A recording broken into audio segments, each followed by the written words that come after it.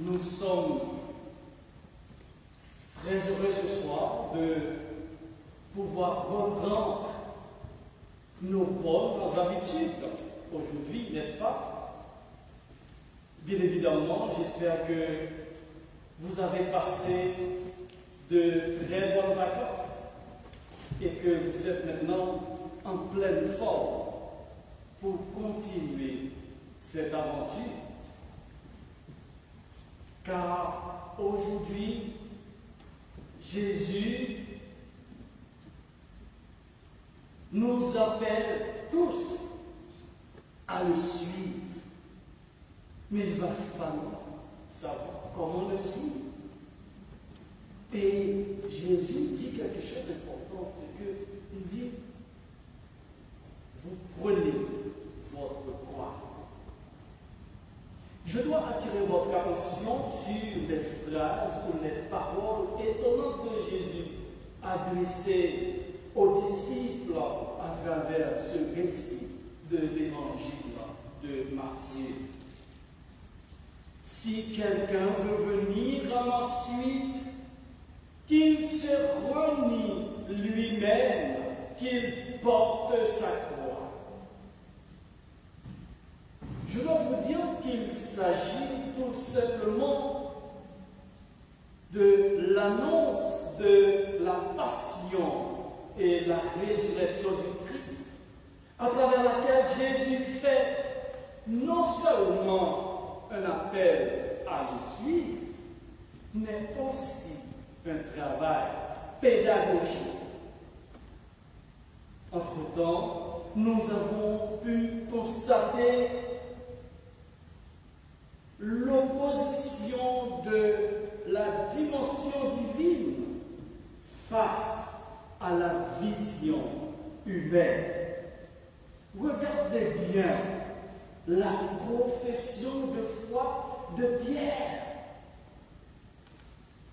Tu es le Christ, le Fils du Dieu vivant. Comment tu vas souffrir? Qu'est-ce que ça veut dire? C'est comme si Pierre disait, entre guillemets, qu'est-ce que c'est ça que le Fils de Dieu va souffrir? Le Messie, un VIP.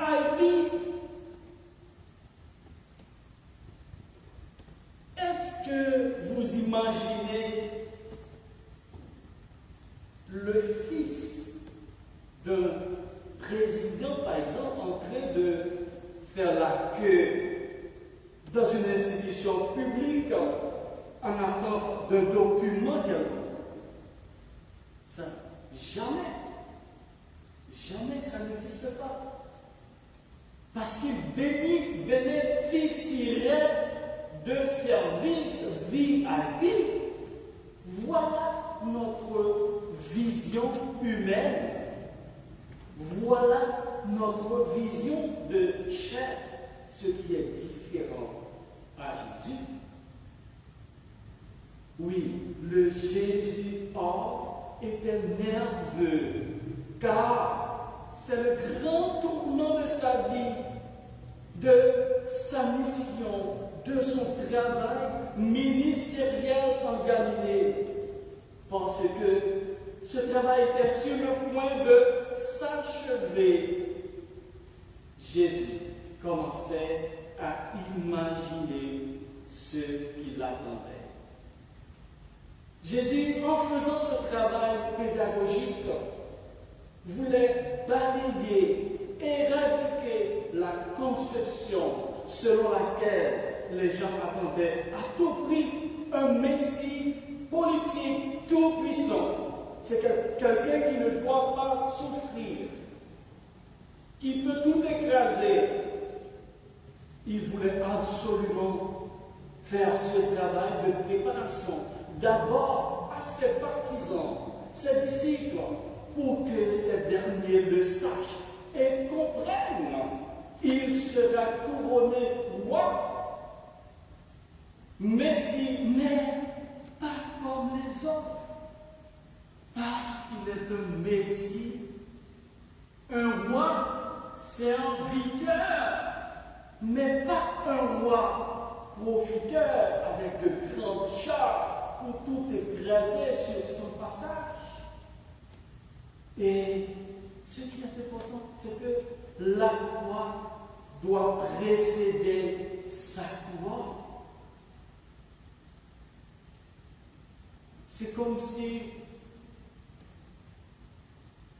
cette phrase dit que à vaincre sans péril, on triomphe sans gloire.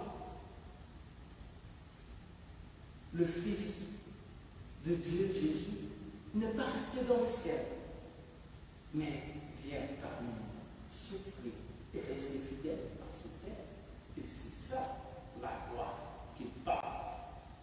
Et c'est après cette souffrance, dans la fidélité, et vous allez être couronné.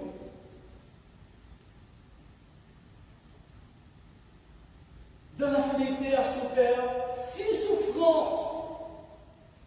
Dans la fidélité à votre Père aussi, si souffrance il y a, on doit dire, même pas peur. Jésus n'a pas besoin d'une couronne résultée, entachée de la triche. C'est quoi la couronne d'abord? La couronne, c'est la récompense du bon résultat obtenu. C'est la finalité, c'est la réussite. Mais l'être humain s'intéresse beaucoup plus à tous ces aspects sans se poser la question: comment avez-vous fait pour réussir? Cette couronne, cette réussite est le résultat d'une certaine souffrance. Pour Jésus, l'important est de savoir: est-ce que vous avez parcouru le bon chemin? Est-ce que vous avez brûlé toutes les étapes? Est-ce que vous avez suivi le bon itinéraire?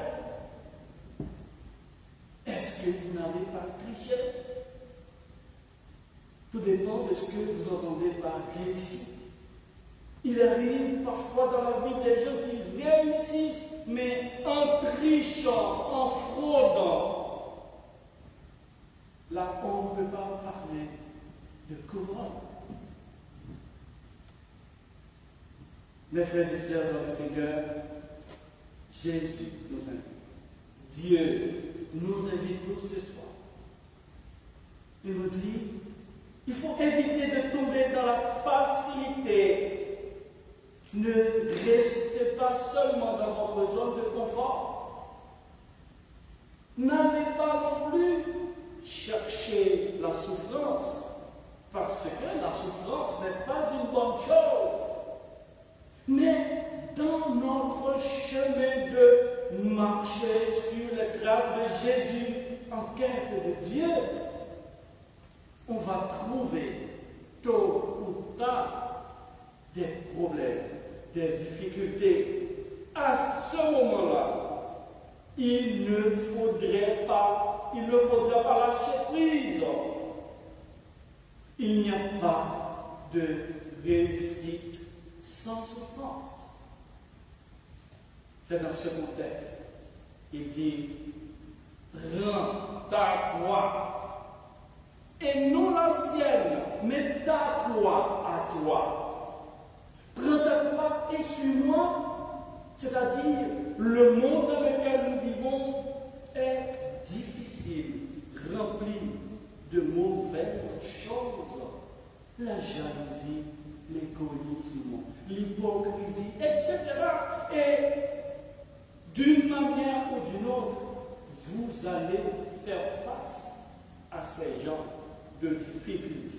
Alors ça, c'est votre croix. Jésus nous dit, n'ayez pas peur, restez ferme dans la foi.